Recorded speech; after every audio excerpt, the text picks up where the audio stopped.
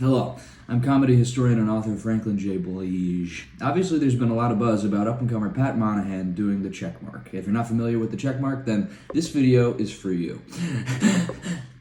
A check mark is a rite of passage, really, for any young comedian. I mean, you can't throw a rock at an open mic and not hit a kid who woke up that morning hard as a rock for a shot at the check mark.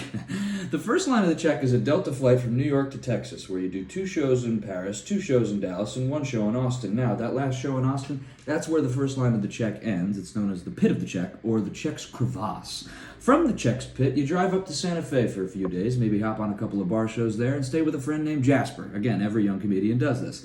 And the last leg of the check leads to the point of the check, the tip of the check's tip, which is a full weekend of shows at the Denver Comedy Lounge. Obviously, we all know the check mark was conceived in the winter of 1981, when Steve Martin, Bernie Mac, and Ali Wong did it with their improv troupe Gorgonzola. They did it again in '83, just before the breakup.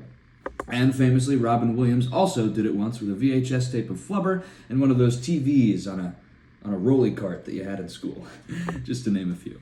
Now, some of you are wondering, why fly over some really great cities for comedy? Why not do shows all along the way to Texas? Well, a big part of the checkmark that, again, every young comedian goes through is not getting booked on enough shows in DC and Nashville to make it worth the price of a rental car.